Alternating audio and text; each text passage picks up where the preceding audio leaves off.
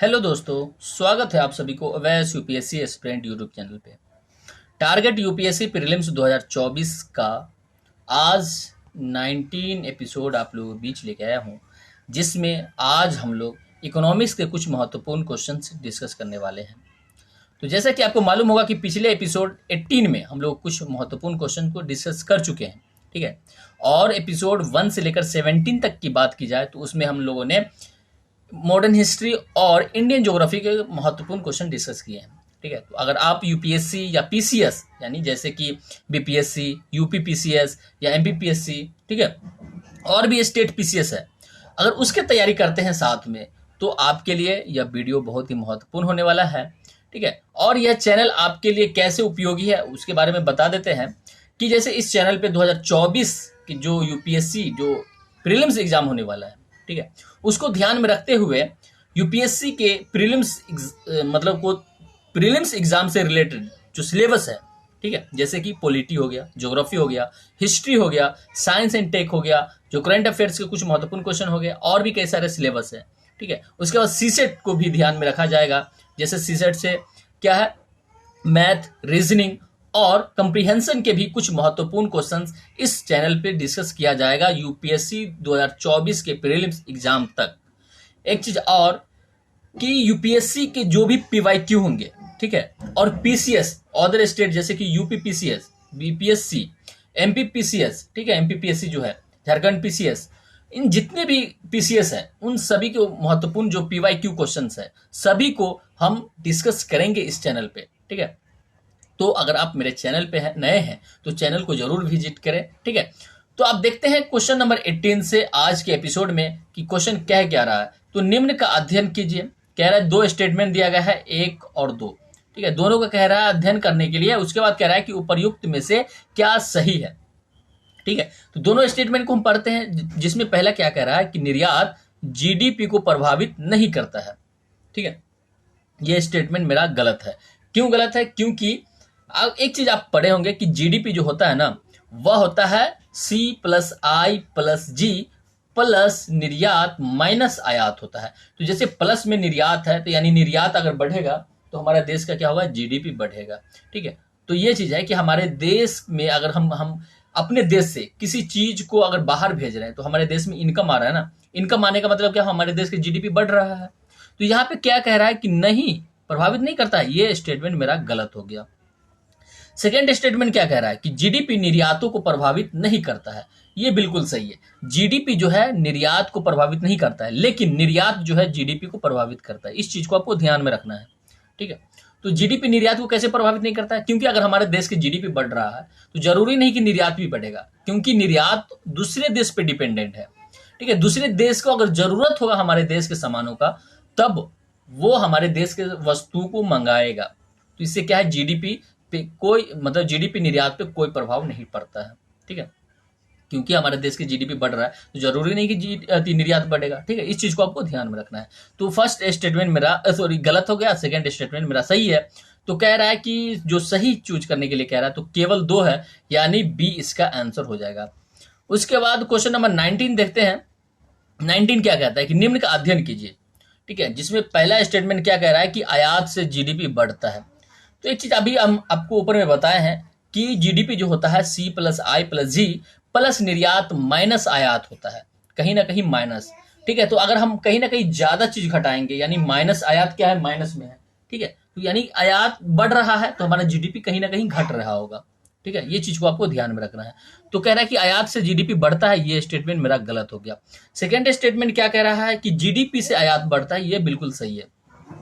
GDP से आयात कैसे बढ़ता है? तो हमारे देश के जीडीपी बढ़ेगा तो हमारे देश में जो हमारे देश के जो मांग होंगे वह बढ़ेगा। मांग बढ़ने का क्या मतलब है कि हम दूसरे देश की वस्तुओं को भी भोग करेंगे, ठीक है, उपभोग करेंगे। तो क्या होगा कि हम जरूर आयात बढ़ेगा। आयात तो ये डिपेंड करता है जीडीपी आयात पे, ठीक है, मतलब आयात जो है जीडीपी पे डिपेंड करता है। तो इस हिसाब से ये स्टेटमेंट मेरा जो है सही हो गया सेकेंड। तो इसमें क्या कह रहा है कि उपयुक्त में से क्या सही है? तो केवल और केवल इसमें भी मेरा 2 सही है, ठीक है, यानी इसका आंसर क्या हो गया, बी। उसके बाद क्वेश्चन नंबर हम 20 देखते हैं कि निम्न का अध्ययन कीजिए, जिसमें फर्स्ट कह रहा है कि देख एक मिनट देखना है कि उपर्युक्त में से डिप्रेशन, ठीक है, में कौन सी स्थिति देखने को मिलती है। डिप्रेशन के बाद कह रहा है, ठीक है। तो देखेंगे क्या कि वस्तुओं की कीमतें गिरना और जीडीपी का गिरना, ठीक है। तो जीडीपी का गिरना और वस्तुओं की कीमतें गिरना दोनों जो है वह डिप्रेशन का कहलाता है, ठीक है। ठीक है, जाओ, अरे अच्छे से जाओ, ठीक है। सॉरी दोस्तों, थोड़ा, ठीक है, देखते हैं, अभी इधर देखते हैं, उधर हम थोड़ा ध्यान दे दिए थे। तो क्या है कि वस्तु की कीमतें गिरना, ठीक है, और दूसरा स्टेटमेंट क्या कह रहा है कि जीडीपी का गिरना। तो दोनों जब गिरते हैं साथ साथ में, ठीक है, वस्तु की कीमतें भी गिरता है और जीडीपी भी गिरता है, तो इस स्थिति में डिप्रेशन, ठीक है, डिप्रेशन हमारे देश में आता है। तो ये दोनों स्टेटमेंट मेरा सही है, तो इसका आंसर क्या होगा, सी आंसर होगा, ठीक है। उसके बाद क्वेश्चन नंबर हम क्या देखते हैं, 21 नंबर देखते हैं। डिकप्लिंग क्या है, डिकप्लिंग, ठीक है, शब्द जो चर्चा में है किससे संबंधित है, ये पूछ रहा है, डिकप्लिंग। तो डिकप्लिंग क्या है कि भारत का अंतर्राष्ट्रीय अर्थव्यवस्था से संबंधित यह वर्ड है, ठीक है, इसको आपको ध्यान में रखना है डायरेक्ट। क्वेश्चन नंबर 22 देखते हैं कि निम्न का अध्ययन कीजिए, जिसमें क्या फर्स्ट स्टेटमेंट क्या कह रहा है कि ब्याज दर को कम करना, ठीक है। दूसरा स्टेटमेंट क्या कह रहा है, सरकारी बॉन्ड बेचना। उसके बाद क्या कह रहे हैं, मंदी में क्या किया जाना चाहिए। उपर्युक्त दो स्टेटमेंट दिया गया है, ठीक है। दोस्तों एक चीज आपको बता दूं कि अगर आप इकोनॉमिक्स पढ़े हैं तो आपको बिल्कुल समझ में आ रहा होगा, अगर नहीं पढ़े हैं तो ऊपर ऊपर से जा रहा होगा, ठीक है। तो आप इस क्वेश्चंस को देखें, आप, हम ये नहीं कहते हैं कि आप नहीं पढ़े, ठीक है। आपको यहां पर से आइडिया लग रहा होगा कि क्वेश्चन किस टाइप के आ रहा है, हमें किस चीज पे ज्यादा ध्यान देना है, ठीक है। इस वजह से आप जरूर क्वेश्चन को देखें, इस वीडियो को पूरा देखें कि आखिर हम कौन कौन से वर्ड यूज कर रहे हैं इस जो क्वेश्चन में आया हुआ है, ठीक है। इस हिसाब से आप पढ़ेंगे तो आपको जरूर अच्छे से अच्छे समझ में आएगा, ठीक है, बुक्स भी। तो कह रहा है कि ब्याज दर को कम करना, ठीक है, और सरकारी बॉन्ड को बेचना। मंदी में क्या किया जाना चाहिए, तो बिल्कुल सही है कि ब्याज दर को कम किया जाना चाहिए मंदी में। क्योंकि मंदी क्यों आता है, सबसे पहले ये बताइए कि जब लोगों के पास पैसे की कमी हो जाती है, ठीक है, तो हमारे जो मार्केट में जो हमारे सामान है वह सामान बिकता नहीं है, जिस वजह से क्या होता है, मंदी होता है, जिसकी वजह से पैसे की चलन जो होता है ना बहुत कम होता है। तो इस हिसाब से क्या है कि ब्याज दर को कम करने चाहिए, जिससे क्या होगा, लोग अधिक से अधिक ब्याज को लेंगे और क्या अपने उपभोग की वस्तु खरीदेंगे और पैसे का चलन बढ़ेगा। तो इस हिसाब से ब्याज दर को कम करना सही है। सरकारी बॉन्ड बेचना, क्या करते हैं, सरकार को सरकारी बॉन्ड बेचना चाहिए।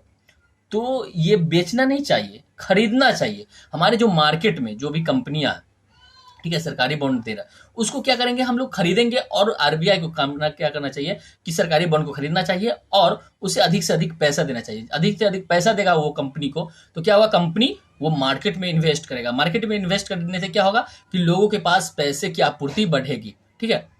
तो जिससे क्या होगा कि मंदी कम किया जा सकता है। तो इस हिसाब से सरकारी बॉन्ड बेचा नहीं जाता है, खरीदा जाता है, ठीक है। तो ये स्टेटमेंट मेरा गलत हो गया। तो कह रहा है क्या कि केवल और केवल एक स्थिति है, केवल एक, ठीक है। इस तरह से आपको क्वेश्चन को सॉल्व करना है, ठीक है। क्वेश्चन नंबर अब हम 23 देखते हैं कि विश्व बैंक के अनुसार भारत में, ठीक है, विश्व बैंक के अनुसार भारत किस प्रकार का राष्ट्र है। जिसमें फर्स्ट कह रहा है कि उच्च मध्यम आय राष्ट्र, बी कह रहा है कि निम्न मध्यम आय राष्ट्र, सी कह रहा है उच्च आय राष्ट्र और डी कह रहा है निम्न आय राष्ट्र। तो सीधा इसका आंसर होगा निम्न मध्यम आय राष्ट्र, ठीक है। इसमें आपको ध्यान रखनी जरूरत है। उसके बाद क्वेश्चन नंबर 24 क्या कह रहा है, तो भारत में समावेशी विकास का लक्ष्य किस पंचवर्षीय योजना में रखा गया है ना। तो आपको यह भी याद रखना है कि 11वीं पंचवर्षीय योजना था, जिसमें भारत में समावेशी विकास का लक्ष्य, ठीक है, जो पंचवर्षीय योजना का था वो रखा गया था। उसके बाद क्वेश्चन नंबर 25 देखते हैं कि कह रहा है कि निम्न का अध्ययन कीजिए। आप किसको अध्ययन करने के लिए कह रहा है कि जिसमें फर्स्ट स्टेटमेंट और सेकंड स्टेटमेंट दिया गया है, और कह रहा है कि उपर्युक्त में से किसे कार्बन कर, ठीक है, इस चीज को आपको ध्यान में रखते हुए, कार्बन कर को रखते हुए ऊपर के स्टेटमेंट क्या सही है क्या गलत है उसको करना है, ठीक है। तो कह रहा है कि पेट्रोल और डीजल पर केंद्रीय उत्पाद का शुल्क, ठीक है, excise duty on a petrol and diesel by central, ठीक है, और पेट्रोल और डीजल, ठीक है, पर राष्ट्रीय जो राज्य स्तरीय वैट है, ये यानी देख सकते हैं इंग्लिश में आप देखने की कोशिश, central excise duty on petrol and diesel, state level VAT on petrol and diesel. तो ये दोनों जो है, ठीक है, कार्बन कर यानी कार्बन टैक्स, के तरह यह काम करता है, लेकिन यह भारत में कार्बन टैक्स नहीं कहलाता है। ये दोनों प्रकार के जो टैक्स है यह कार्बन टैक्स के भांति काम करता है। ठीक है, उसके बाद हम देखते हैं क्वेश्चन नंबर, तो इसका क्या हो गया, दोनों को दोनों मेरा सही है, इसका आंसर क्या हो जाएगा, सी आंसर हो जाएगा 1 और 2। ठीक है, क्वेश्चन नंबर 26 देखते हैं कि भारत में ग्रीन जीडीपी को लागू करने की बात सबसे पहले कब कही गई। ये चीज आपको ध्यान में रखना है। तो 2009 में कहा गया। एक चीज आपको और बता दूं कि ग्रीन जीडीपी किसे कहते हैं। ठीक है, तो ग्रीन जीडीपी क्या होता है कि जैसे कि जीडीपी की उत्पादन करने के लिए, ठीक है, तो जीडीपी के जो कुल जीडीपी, ठीक है, ग्रीन, ठीक है, उत्पादन करने में जो लगा शुल्क, और माइनस करना है कि जीडीपी जो उत्पादन किया उससे हमारे पर्यावरण पे क्या प्रतिकूल प्रभाव पड़ा, क्या क्षति हुआ, उसको हमको घटाना है। ठीक है, इस हिसाब से हमें ग्रीन जीडीपी प्राप्त होता है। तो इसका आंसर क्या होगा, 26 का ए हो गया। उसके बाद क्वेश्चन नंबर 27 कहता है कि निम्न में से किस राष्ट्र द्वारा सेना को हटा दिया गया। ठीक है, इस क्वेश्चन को देखते हैं। और उसे खर्च पर शिक्षा, स्वास्थ्य, पेंशन और की ओर मोड़ा। ठीक है, तो कौन से देश था, तो ऑप्शन में ए जो है कोस्टारिका। ये एक ऐसा देश है जिसने क्या किया कि अपने जो राष्ट्र के बॉर्डर था, ठीक है, उसके पे सेना को हटा दिया। अब बोला हम सेना नहीं रखेंगे, और इस पे जो सेना पे खर्च होता था उन सभी खर्च को क्या है, शिक्षा, स्वास्थ्य, पेंशन पे लगा दिया। तो कोस्टारिका याद रखना है आपको। ठीक है, उसके बाद क्वेश्चन नंबर 28 हम देखते हैं कि who moved my interest rate नामक पुस्तक किस के लेखक कौन है। तो इसको सीधा सीधा आपको आंसर याद रखना है कि डी सुब्बा राव है इनके लेखक। ठीक है, ज्यादा बाकी ऑप्शन को नहीं देखना है। क्वेश्चन नंबर 29 देखते हैं कि वर्तमान में चीन विकास की किस रणनीति को लागू कर रहा है। वर्तमान में जो है चीन विकास की किस रणनीति को लागू कर रहा है, तो उपभोग आधारित। वह अब अधिक से अधिक उपभोग कर रहा है अपनी वस्तुओं को। ठीक है, अपने वस्तु को। तो इसका आंसर क्या हो जाएगा, ए हो जाएगा। उसके बाद क्वेश्चन नंबर हम 30 देखते हैं कि 2021-22 में भारत की ग्रोथ रेट का क्या अनुमान है। ठीक है, तो अगर आप 2021-22 की रिपोर्ट देखे होंगे जो आया है, ठीक है, डेटा आया है जो, मतलब उसमें देखें, बजट में देखेंगे कि जो हमारा ग्रोथ रेट है वह 8.7 है। ठीक है, तो इसका आंसर भी हमारा मिल गया। उसके बाद कह रहा है कि 2021-22 के ग्रोथ रेट अनुमानित किस प्रकार के हैं, तो प्रोविजनल एस्टीमेट प्रकार के हैं। ठीक है, ये चीज को आपको याद रखना है। आप देखेंगे जो रिपोर्ट पे लिखा होगा प्रोविजनल एस्टीमेट, ठीक है, उस हिसाब से हम बोल रहे हैं। क्वेश्चन नंबर, आप जरूर जो बजट आया है बजट को निकाल के जरूर पढ़ने की कोशिश करें। उसके लिए आप जाएंगे जो कार्मिक मंत्रालय है, ठीक है, वहां से आप प्राप्त कर सकते हैं। ठीक है, उसके बाद क्वेश्चन नंबर 32 देखते हैं। कह रहा है क्या कि भारत में जीवीए का प्रयोग किया जाता है, ग्रॉस वैल्यू एडिशन। ठीक है, ग्रॉस वैल्यू एडिशन का प्रयोग किया जाता है किस क्षेत्र में।